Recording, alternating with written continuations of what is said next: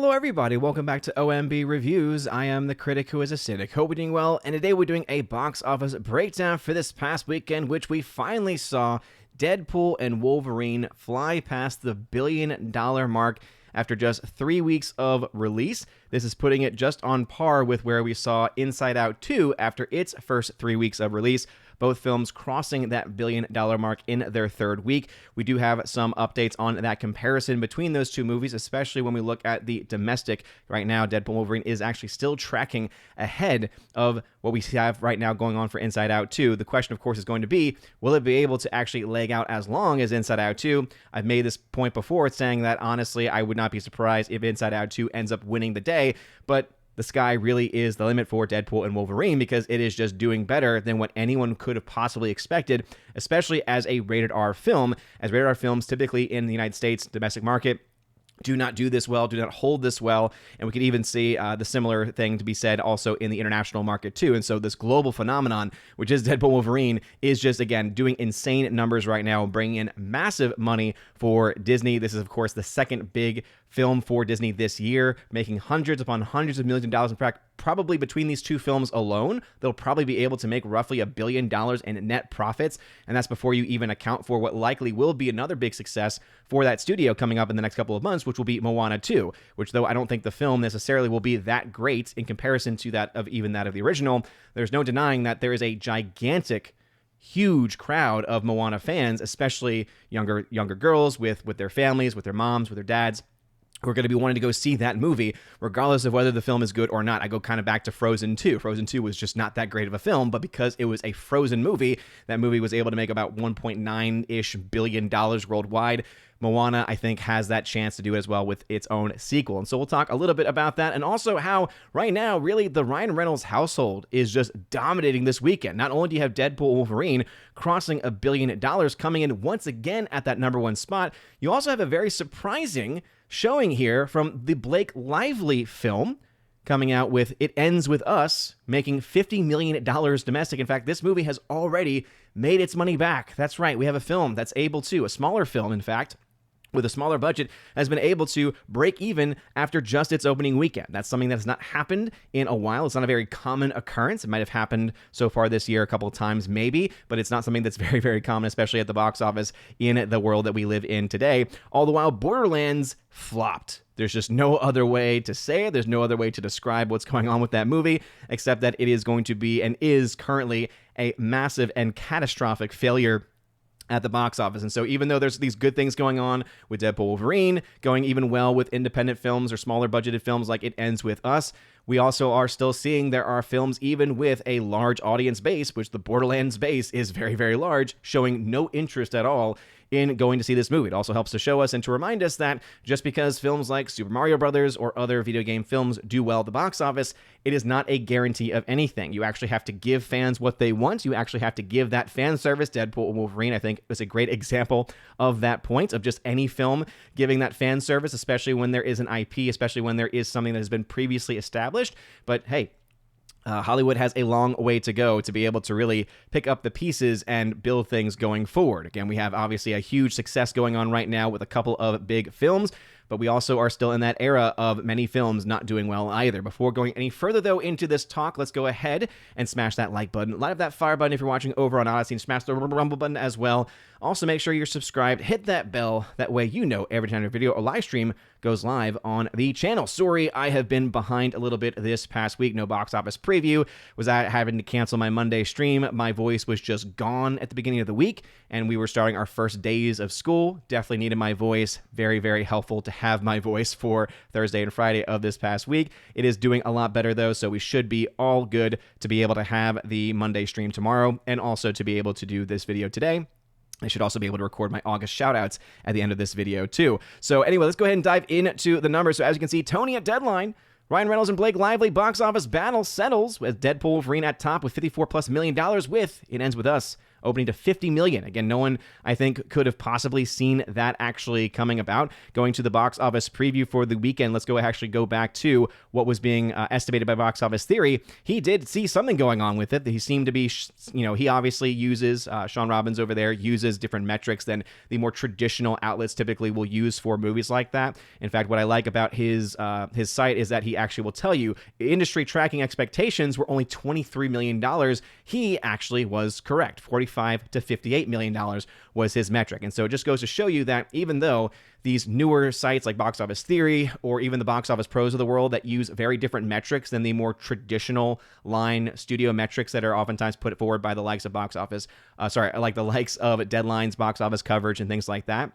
There's a lot to be said for these newer ways, these different ways of being able to account for online presence, to be able to account for just general social media, reaction, and also, being able to focus on pre-sales. So it's not just a pre-sale game when it comes to the success of a movie. It's also, is there going to be enough momentum in the word of mouth space to be able to drive a film towards higher numbers than expectations show? And this is one of those examples where obviously they were right and the traditional box office projections were very wrong. Again, $23 million was the projection. It made 50. So again, kudos to Box Office Theory for being able to get that number right. But that was indeed the battle between these two movies. And so again, over $100 million just this weekend alone, with the third weekend of Deadpool Wolverine and with the first weekend of this Blake Lively movie. Hey, kudos to them for being able to dominate the box office for this weekend. This is the first time that two movies in August both played to north of $50 million. I don't know if Tony's trying to say this is ever for that to happen,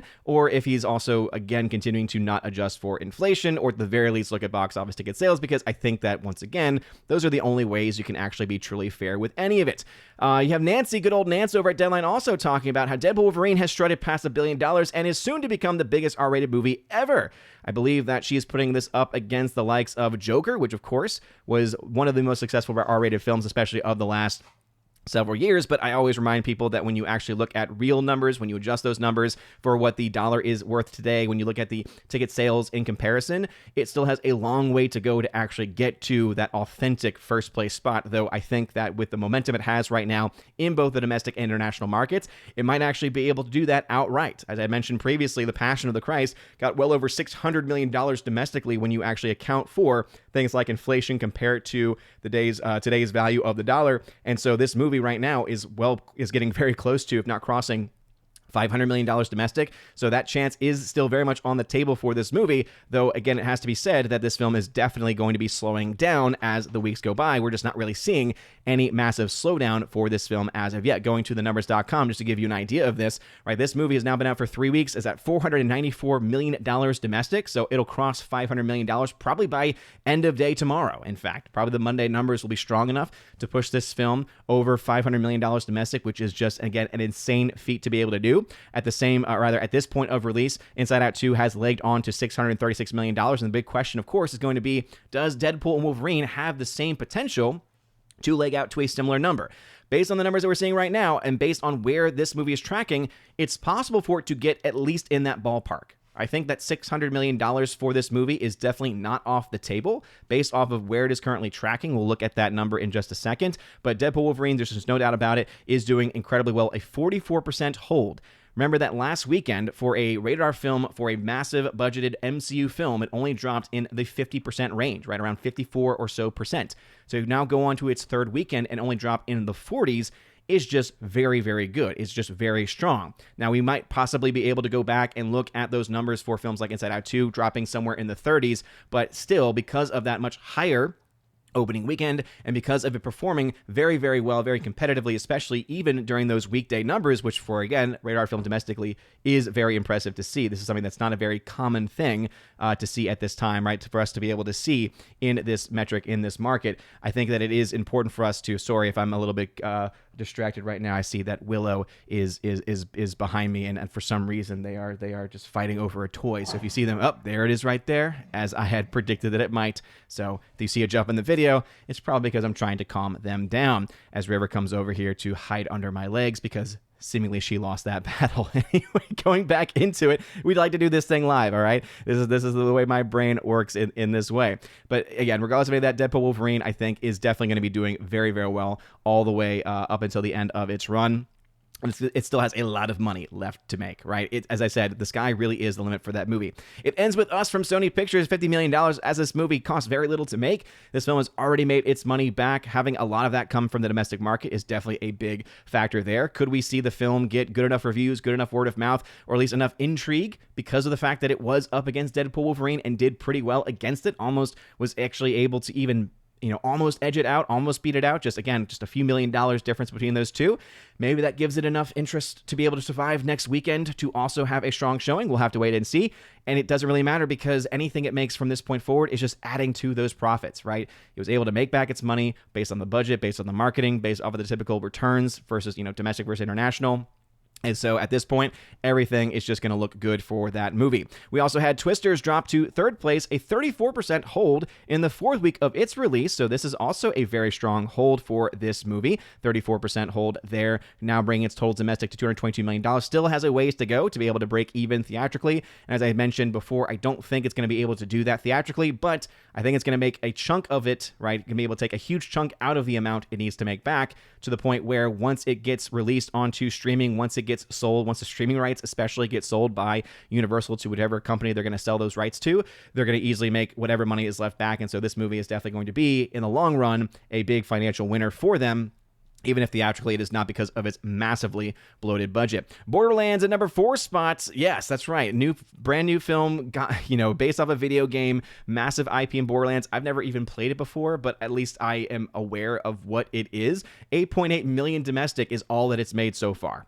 And it's not likely going to make much more than that. So this is a big loss for Lionsgate. They put over $100 million into this movie. Yeah, making $8.8 million off a $100 million budget plus $100 million plus budget is not a good start in any way whatsoever. So this is going to be a gigantic bust. And then rounding out the top 5, we have Despicable Me 4 coming in at another $8 million there, dropping 30% in its 6th week of release. So still adding on to its money, $330 million there. And even though the film's not going to be able to make to $1 billion, as I thought that it once at one point had a chance to do, it is still adding on some pretty decent money, both domestically and internationally. And so it'll be interesting to see where the final result actually ends up being. We're going to talk about a couple more films outside the top 5. So first, Trap in its 2nd week of release dropped 56%. So not the worst drop off in the world, but for a movie like this, it needs to do a lot better than just that. So right now, not looking like it's going to be that much of a moneymaker. Has a good chance of also losing out on money. We'll talk about the projections for that in the next few minutes, but again, still probably would have wanted to see this to be a little bit higher, a little bit better. I think that had they held some things back in their trailers, they might have actually been able to pique the intrigue of enough more people, myself included, to actually want to go out and see this movie. But I honestly felt like a huge part of the story was already spoiled in those trailers that I would rather have not known going into the movie. And I think that because that is there, I just have no interest in what happens to the character, even though I've heard pretty good things about it as far as, being one of the better M. Night Shyamalan movies. That doesn't say much, though, in today's world. And then Inside Out 2, last film to talk about there, 27% drop, 27% hold in its 9th week of release, bringing its total to $636 million. The fact that this film is still, losing 415 screens, but still holding very strong, doing very well, is really darn impressive. Has a high, per theater ratio than even that of Trap, which has only been out for 2 weeks. Tells us a lot about the strength of this family audience that Disney had lost for quite a while, right? Disney was not really able to drive the audiences out to see their movies for quite some time. Turns out that is something that they are turning around, and it based off of what we've seen from the reports from D23, right, the conference that they have every year where they talk about their future projects. It's looking like we're not going to get a lot of original content from Disney anytime soon. They're doubling, tripling, quadrupling down on all of these massive IPs, and I think that this is where they're going to make their next mistake. Yes, you have massive IPs like Inside Out, now Inside Out 2, being able to bring audiences back. But I think that their thought is, as long as there is an established title that was successful, that somehow that means it's going to be a guaranteed success. We just need to go back to a film like Lightyear, for instance, which is going based off of the massive Toy Story franchise. Yes, it is not a direct correlated event film related to the Toy Story universe, but it is still close enough to where you look at the money that movie did not make, And you can see clearly that there is enough and there are enough factors that can make Disney lose those family audiences, okay? And I think that that is something that they have to be very, very careful about, because if they're going to put all of this money, and they're still spending $200+ million on these films, right? As I mentioned before, it's not just about the kinds of movies that they're putting out. It's not just about the kinds of stories that they're telling. It's also about how much money they are putting up front. And one of the biggest problems that Disney has had is not only a creativity problem, is not only putting forth and pushing forth a lot of really, really weird agenda items for kids' movies, which again, luckily they seem to be pushing past at this point. They've also been overspending. And it seems right now that they might be going in the right direction in one of those areas, but they're still going to be overspending. And I don't think it's going to end well for them. We have to wait and see exactly where these movies end up. But let's just be honest here. As great as Deadpool Wolverine is doing, do not expect the same kind of numbers for Captain Falcon coming out next year as far as the MCU is concerned. Looking at the worldwide numbers, as you can see, Deadpool Wolverine is now easily past $1 billion, $494 million domestic, $535 international. So still has some ways to go to catch up to the $900 million that was made by Inside Out 2. But it is still, again, doing very, very well. It ends with us $80 million, $50 million domestic. Again, very strong start for this movie starring Blake Lively. Twisters at $310 million, better than anyone would have possibly expected. But this also shows you why big budgets can really hamper and really take down the prospects for a film and for its success. Speaking of success or lack thereof success, Borderlands, again, something that I never played the games. I know of them very loosely. But even I, looking at this, said, yeah, I have no interest in this whatsoever. It looks really bad. The casting is very weird, and apparently fans of the game have also said the same thing. $8.8 million domestic. Movie is a massive flop. Despicable Me 4, $807 million. As I mentioned before, I think we'll see somewhere in that $850 to $900+ million range for this movie. So you can see why I thought $1 billion was on the table, but it is definitely at the point now where I think it is slowing down enough to where $850 to $900 million is probably going to be its endpoint. And then Inside Out 2 is at almost $1.6 billion. So as of the recording of this video, has not quite crossed $1.6 billion, but it's going to get there very easily. So the real question is, does it get to 1.7? At this point, it's hard to say. It is still doing very, very well this far out. It obviously has later releases in various countries. Remember that it did get an early August release in the likes of Japan. As of the last update that we have from Japan, it only opened to 3.6 million in Japan. And right now, the last of the update we had was 8.5 in the chart, at least 4.9 million. So we could expect maybe some more money coming from there. Again, I would say tens of millions of dollars by the end of its run in Japan. And so you could potentially see 1.7 billion. But I think we're now at this point now going to see it again, that 1.6, maybe max 1.7 billion.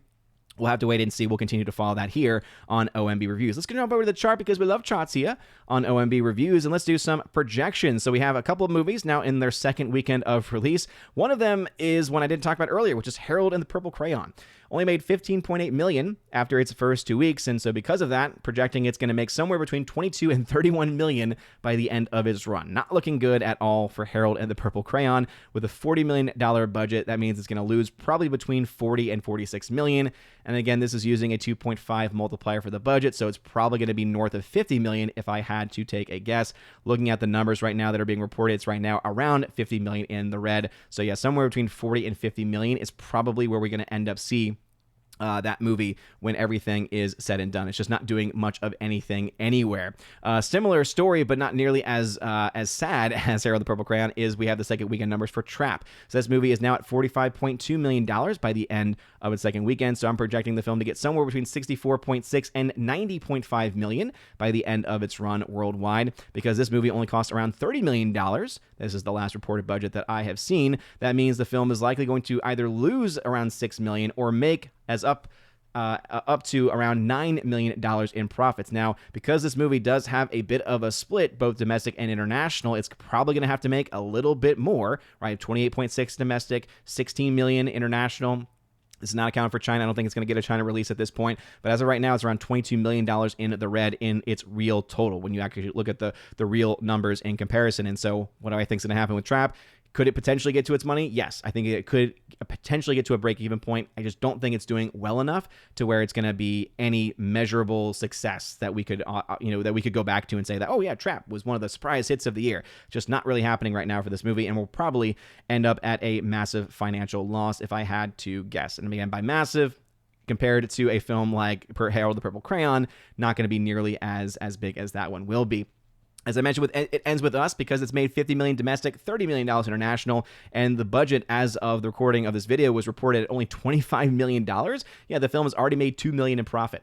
So opening weekend already made $2 million in profit. That means every other day that it is still in release is going to continue to add to that number. So multiple millions of dollars, tens of millions of dollars in profits. You could see this film, if it has a really, really strong run, could get upwards of $100 million in profits. We're not quite there yet because we have to see what this weekend, what the second weekend numbers look like for this movie, but it is looking very, very good. Not the case at all for Borderlands, though. Right now, only that 8.8 million is what's being reported. We have no numbers being reported from the international market, at least as of the recording of this video, at least coming from the numbers.com. 167 million in losses right now. This movie is going to be well north of 100 million in losses, could potentially even be upwards of 150 million in losses, as I don't think this movie is going to be able to do much more at this point. As I mentioned with Deadpool Wolverine, over $1 billion right now, around 179 million in profit. This also shows you why when you have that massive budget, $200+ million budget for a movie like that, and you're making a lot of money internationally, this is the reason why that matters, okay? Because we think $1 billion, that's massive, and yet in comparison to that $1 billion,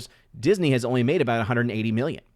So it, again, goes to show you why these numbers matter and why they are so important. Now, again, this movie is not done making money. We're going to see this movie probably get well north of $300 million in net profits by the end of its run, but there is still a long way to go there, and it really depends on where it makes its money. It's doing very well, both domestically and internationally, but obviously doing a lot better internationally, and so it's going to have to make a little bit more if it's going to want to hope to get even close to the likes of a movie like, for instance, that of Inside Out 2, which at almost 1.6 billion has made around 425 million in net profits. So again, massive profits coming from that movie, but as you can see, not nearly as many as it could be if the budget was not nearly as high. And Lord knows these movies do not need to cost as much as they are. Despicable Me 4, I'll mention also 807 million, $212 million, $215 million in net profit. Again, look at how much more Deadpool has made versus that of Despicable Me 4. This also shows you why having a huge budgetary difference of almost $100 million difference between these two movies, Despicable Me 4 being a much cheaper movie, why that makes a huge difference, right? We're seeing much larger return on investment for a film like Despicable Me 4 than at least right now for Deadpool Wolverine. I think Deadpool Wolverine will probably be able to pass that movie by the end of its run, probably even over the next couple of weeks, but those are the numbers right now. Twisters, as I'd mentioned before, doing well, but still 75 million in the red because of its, again, massive budget. I think long term, though, probably will be able to make its money back post-theatrically. Again, 22 million in the red for Harold the Purple Crayon, 131 million in the red for Fly Me to the Moon. That movie is not making its money back. Sound of Hope is still around 6 million in the red, just not really a whole lot going on for that movie. And then Horizon, obviously still a massive flop. Quiet Place Day 1, great film, 21.8 million in net profit, is still doing pretty well at this point. But those are the numbers as they stand. What are y'all's thoughts? Do you think that Borderlands is going to come from behind, surprise everybody? I doubt it very, very strongly. So that's probably going to be a massive loss. I guess the big question is going to be, how much does It Ends With Us make? Do we think that this movie is going to have maybe upwards of 200+ million, maybe $250 million by the end of its run worldwide? I think that there's definitely a chance for that to happen with how well its opening weekend was. And also Deadpool Wolverine. There's a lot of debate still right now over whether this film is going to be able to make the likes of that of Inside Out 2. And I did mention that I would talk about the comparison between these two movies, and I think that it is important to have that conversation. I thought I had the tab open, but unfortunately, it looks like that just did not actually happen. But again, just to give us to do this live and to be as fair as we can, because there's some people that, again, doubt what I'm saying. But this is where we can see right now, right? At the same day of release, okay, for day 17 of Deadpool Wolverine, 494 million domestic, 469 is where Inside Out 2 was. So as of right now, Deadpool Wolverine is still tracking ahead, and not by a small number. It's definitely shrinking, right? There was definitely a much larger difference between the movies just a few days ago, but as you can see, it is ticking upwards there, okay? So 494 versus 469. Now, is there a chance that we see this film, very quickly flatline, and then eventually we'll see this movie kind of take over because it has longer tracking? I think this is going to be the stretch where Inside Out 2 is going to be able to take over. Is going to be able to have the higher amount, but I also think that whereas Inside Out 2 is at 636 after 60 days, I think that you'll potentially see Deadpool Wolverine at around 600 million plus by the end of that same amount of time. And so, yes, I think that eventually it's going to flop, or rather it's going to flip, but ultimately Deadpool Wolverine is still doing insanely well. And even if it does have that flip where it's about a $30 million difference, for that to be the small difference between a rated R film, which is much more restricted in its audience and who can go to see those movies, and in general, who goes to see that movie, versus that of a PG family movie, where again, anyone can go to see that at any time. Families are brought, right? You already have a built-in higher amount being brought in because of just the size of families going to see that movie compared to that of a rated R film. Yeah, I think that even if this film does end up flipping, and I think that it will by, again, the much later portion of its run, it's still going to be, I think, a huge win for Deadpool Wolverine in comparison. Right now, I think the big edge is going to be internationally, 957 versus 535. I don't know how much more Deadpool has in its tank internationally. I think that's where it's probably going to be a much larger discrepancy between the two. But for those saying, oh yeah, I mean, Deadpool's been losing to Inside Out 2 every single day. But then you think about just how close those numbers have been, right? 12, looking at the Monday numbers, 12 versus 13. That's not a huge difference. 13 versus 18. That's a bit of a bigger difference, right? With those Tuesday discount sales. 9 versus 12. Obviously, again, big difference there. But then you get 9-11, 15-17, 21-22, 16-18. So we're still seeing this film, even if it's losing in these individual daily performances. One, because it had such a huge opening weekend advantage over Inside Out 2, and because it is still performing pretty well toe-to-toe, that's why we still see this massive advantage. And again, it's going to take a while, but I do think that you will see Inside Out 2 eventually take over, but it's still going to be very, very close either way you spin it at this point in time. So for those that are really just, again, hating Deadpool Wolverine for some reason, or think that I'm insane to think that it has even a chance to do better than Inside Out 2, hopefully you can see now why the numbers are really showing us that it's still going to do very well. And though I, again, completely admit, and I've been admitting this since the beginning, that Inside Out 2 has a stronger advantage here, much more in its long-term success because of those family audiences doing further down the stretch versus what typically rated R films do. Deadpool Wolverine is still well overperforming what typical rated R films do. And the fact that it's even a conversation at this point, I think Deadpool Wolverine can still end in, if it's not the top movie of the year, then it's going to at least be not too far behind between Inside Out 2. Inside Out 2, $1.6 billion. I think Deadpool Wolverine, at this point, where it is, I think $1.3 to $1.5 billion is probably a much more realistic scenario for where it's going to end up, which will put it, I think, firmly in the number 2 spot behind Inside Out 2. But the bigger difference is not going to be the domestic. It's going to be the international. But let me know your thoughts about that. Anything else I mentioned in the comment section down below. If you like this video, smash that like button. Loud that fire button over in Aussie. Smash the rumble button as well. You guys are all amazing and beautiful people. Have a wonderful rest of your day, a blessed Sunday. And as always, God bless.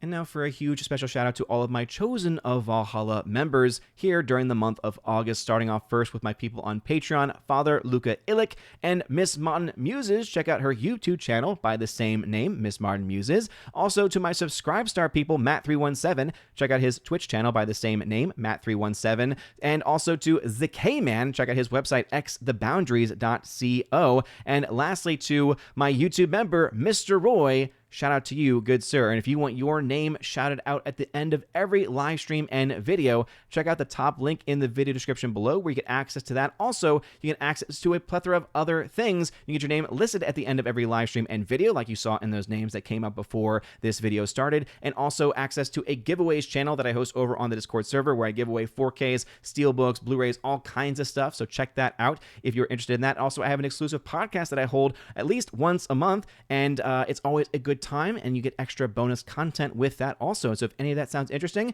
again, check out that top link in the video description below. You guys are all amazing and beautiful people. Have a wonderful rest of your day, a blessed August, and as always, God bless.